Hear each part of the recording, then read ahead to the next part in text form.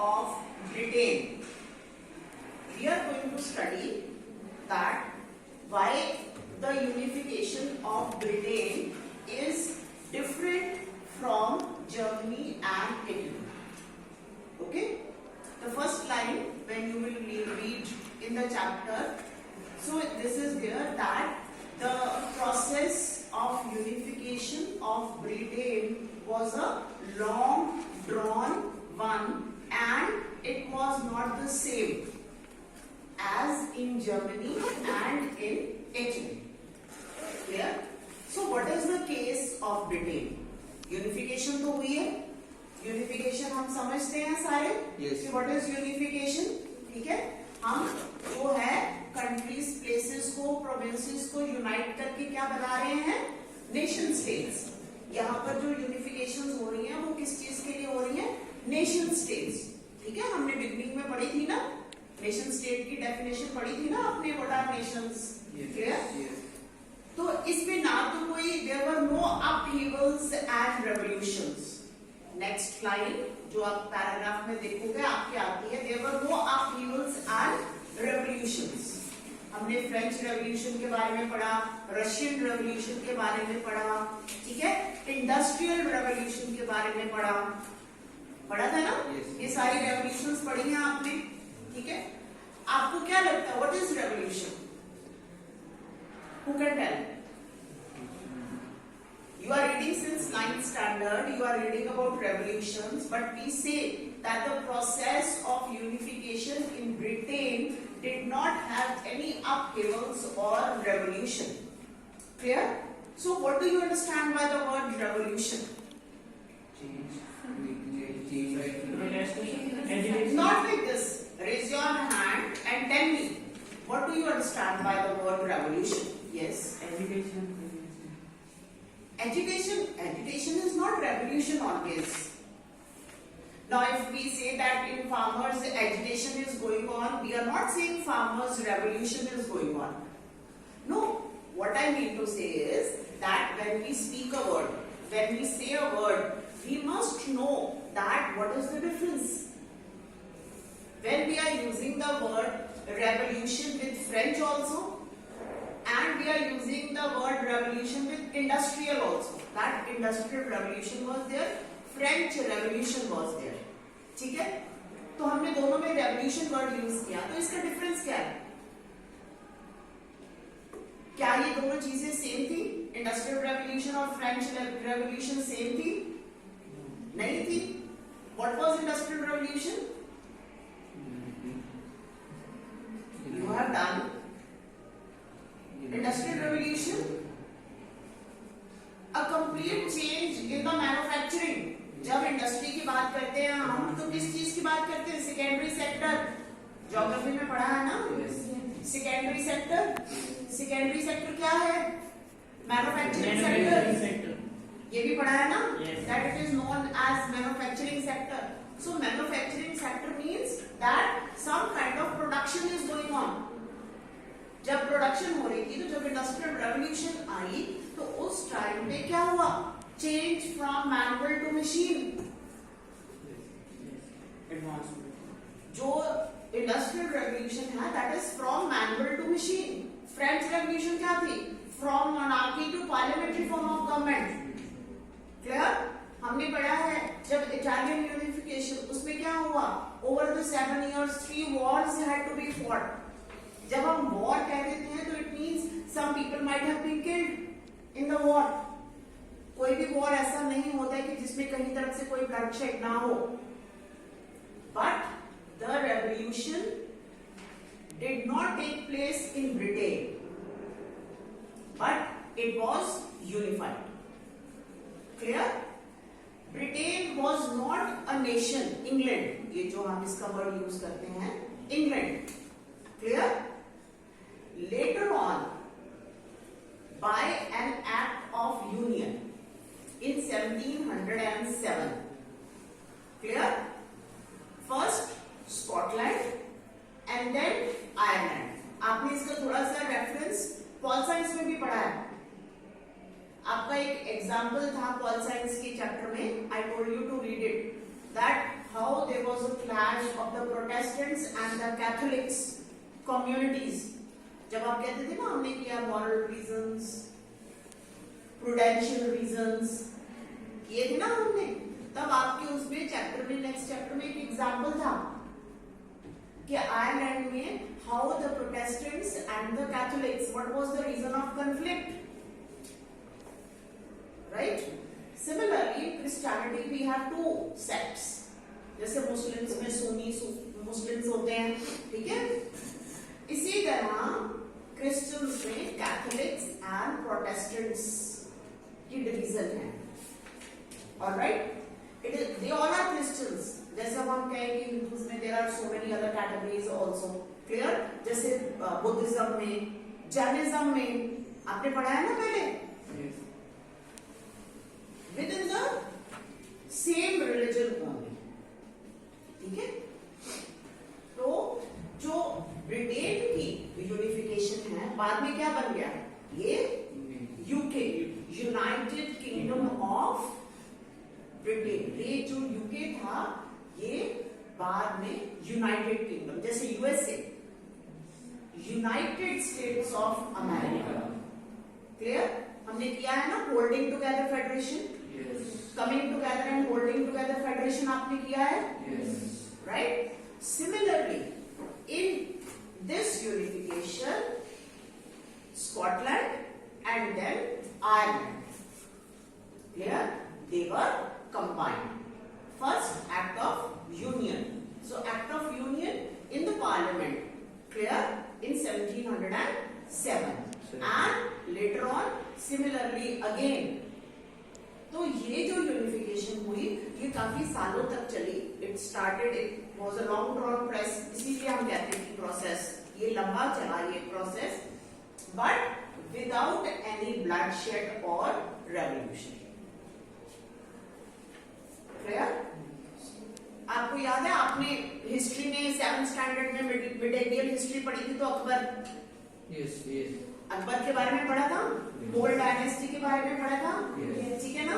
तो जब मुगल एम्पायर की एक्सपेंशन हो रही थी, उसको एक्सपैंड कर रहे थे, बिकॉज हमारे जितने ब्रिटिशर्स से पहले मुगल एम्पायर जो है उसको हम सबसे ज्यादा बड़ा मानते हैं, पढ़ा था ना? And they had a long span. Mughal dynasty का जो रूल था वो बहुत लंबा था इंडिया में, right? It only ended with the coming of British. Jahangir के टाइम में ब्रिटिश इंडिया में आना शुरू हो गए थे. तो जब मुगल रूल का एंड होता है, साथ में ही हमारा जो है मिडिवल हिस्ट्री खत्म हो जाती है और हमारी जो न्यू मॉडर्न हिस्ट्री स्टार्ट हो जाती है, और उसी के साथ हम कमिंग ऑफ द ब्रिटिश को मिलते हैं. तो जब मुगल्स जो थे अपनी एक्सपेंशन कर रहे थे, तो what methods Akbar had also adopted. ठीक है ना? उस टाइम अकबर ने भी 2-3 मेथड अडॉप्ट किए थे. एक तो उसने क्या किया था, वॉर. मींस अगर आप किसी स्टेट को कहते हो कि हमारे एम्पायर में आ जाओ, जब एक हमारे साथ मिल जाओ, अगर वो नहीं मानते तो देन वॉर, जैसे यहां पर हुआ. Clear? Second is you sign a treaty. आप एक ट्रीटी साइन कर लेते हो किसी के साथ, ठीक है? एग्रीमेंट हो जाता है आपका कि हम इतना परसेंटेज ऑफ आपको ये देते रहेंगे, हमारा गवर्नर होगा यहाँ पर. You sign an agreement, treaty. Third, Akbar had adopted marriage alliance. उसने राजपूत फैमिलीज के साथ मैरिज की, जोधाबाई. तो ये क्या था, ये उसके अलग अलग मेथड्स थे. किस चीज के? एक्सपेंशन. क्लियर? और मैंने आपको बोला था कि हमने भूलना नहीं है, एट द बैक हमने याद रखना है कि इंपीरियलिज्म एंड कॉलोनियलिज्म भी चल रहा है.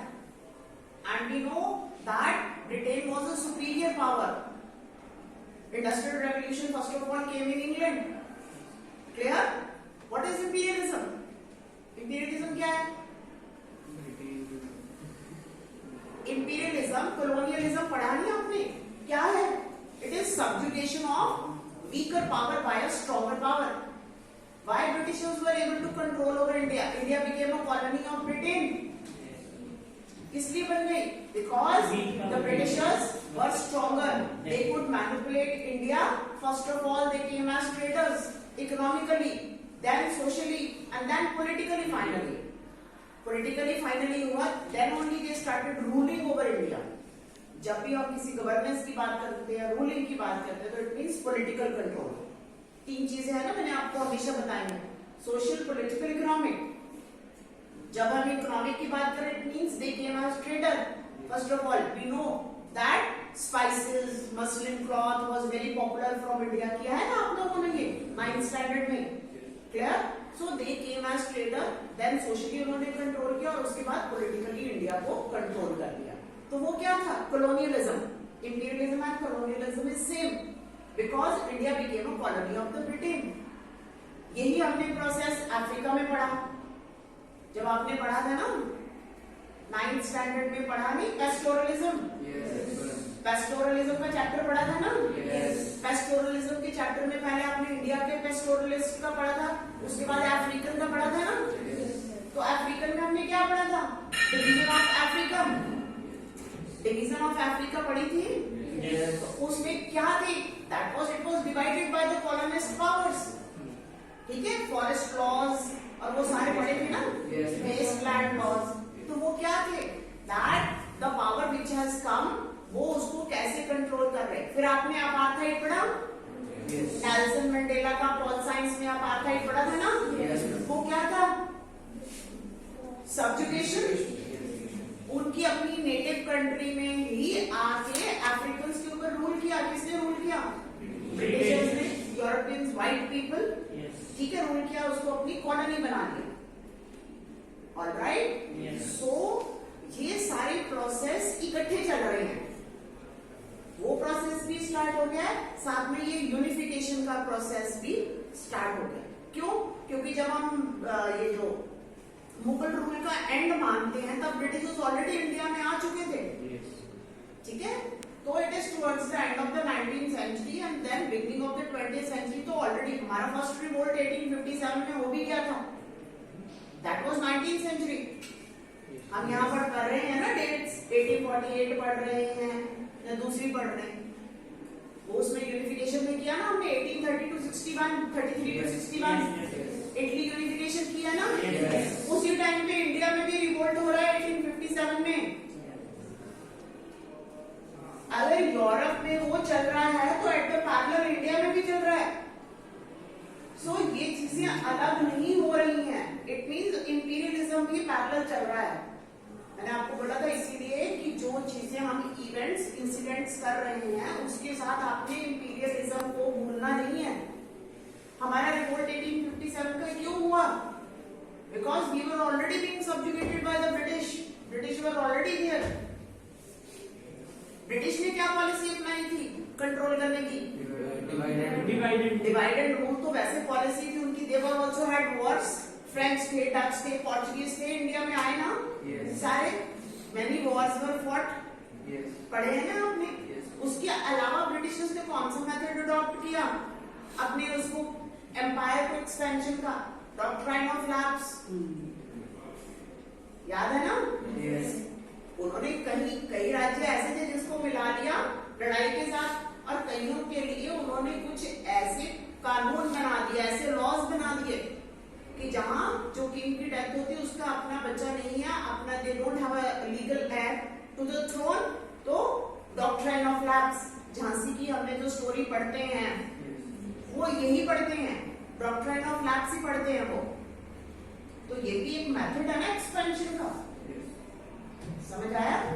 तो जब हम ब्रिटेन की यूनिफिकेशन कर रहे हैं, ये सारा आपको इसलिए समझाया है कि आपको ये पता लगे कि जब हम ब्रिटेन की यूनिफिकेशन कर रहे हैं, अगर वहां पर कोई ऐसे अपराइजिंग्स नहीं हुए, रिवोल्ट नहीं हुए, वहां पर रेवोल्यूशन नहीं हुई, फिर भी उसकी यूनिफिकेशन हो गई, तो यूनिफिकेशन के और कौन से मेथड्स हैं?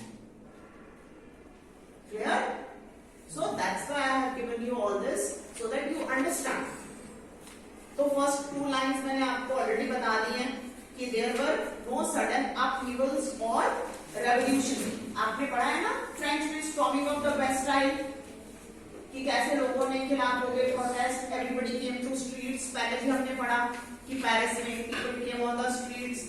उससे पहले हमने वीवर्स का रिवोल्ट भी पढ़ा। ठीक है, फिर 1830 to 1848 हमने पढ़ा कि how by different revolts took place in different parts of Europe. पढ़ा ना आपके इसी चैप्टर में। There was no British nation prior to the 18th century. Prior to the 18th century means 18th century से पहले कोई as such हम कहें कि nation था, there was no. The primary identities of the people who inhabited the British Isles, S is silent, Isles, Isles होते हैं small islands, were ethnic. Ethnic word you have read so many times now. Clear?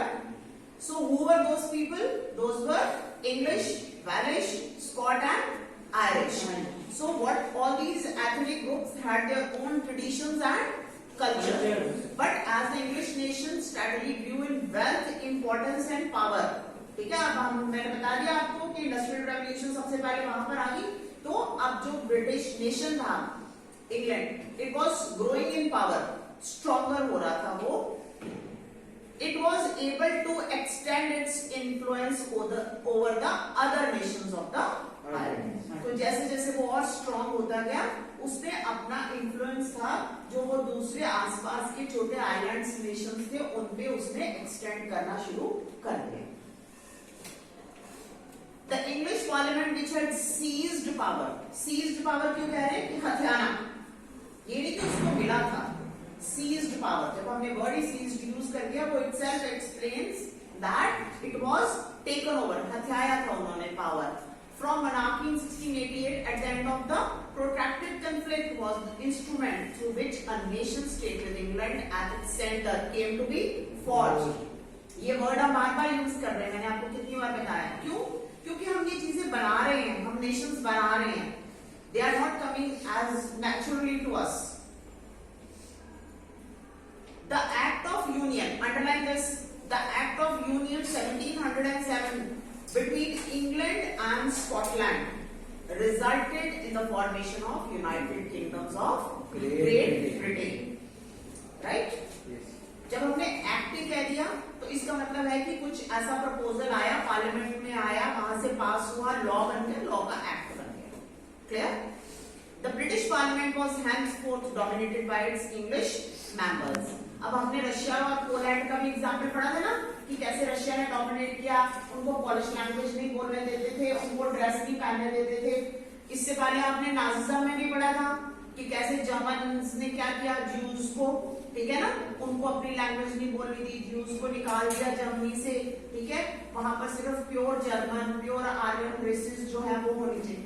Same thing यहाँ पर क्या हुआ, जब English ने उनको Scotland को अपने साथ मिला लिया तो naturally they are going to impose their own rules and regulation and ways. So the British parliament was henceforth dominated by its English members. Keep your attention there in the book. That inhabited the Scottish Highlands suffered terrible repression. Clear? जब भी उन्होंने अपनी independence को एसर्ट करने की कोशिश की तो उनको दबा दिया गया, रिप्रेस कर दिया गया।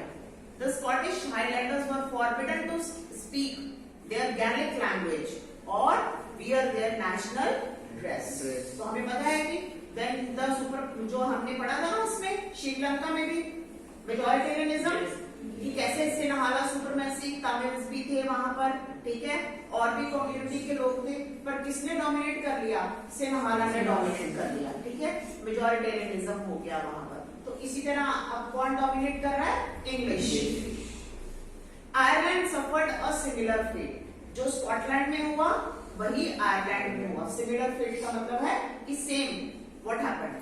It was a country deeply divided between Catholics and Protestants. तो ऑलरेडी वहां पर जो क्रिश्चियंस के दो सेक्ट्स थे उसमें ऑलरेडी अनबन चल रही थी। The English helped the Protestants of Ireland to establish their dominance. तो उन्होंने क्या किया? डिवाइड एंड रूल, एक का साथ दे दो तो दूसरे के ऊपर डोमिनेट करवा लो। That same policy. Revolt against British dominance were suppressed. After a failed revolt, clear? The Ireland was forcibly incorporated into United Kingdoms in 1801. Clear? A new British nation was forged through the propagation of a dominant English culture. अब अपना culture को किसमें? Scotland और Ireland में spread करने के लिए, अपनी डोमिनेंस शो करने के लिए, what did they do? They used new symbols: the British flag, the national anthem, the English language were actively promoted and the older nations survived only as subordinate partners in this union. ठीक है, हम फिर भी word union कर रहे हैं, क्यों? क्योंकि उनको उसके साथ मर्ज करके एक, तभी हम कह रहे हैं यूके. क्लियर? यूनाइटेड. अब इसमें आपको वो बड़ा क्लियर होना चाहिए, holding together federation, coming together federation. ठीक है, यूएसए को तभी हम यूनाइटेड स्टेट्स ऑफ अमेरिका कहते हैं. Clear? We don't use the same thing for India because there is a difference. Clear? Yes.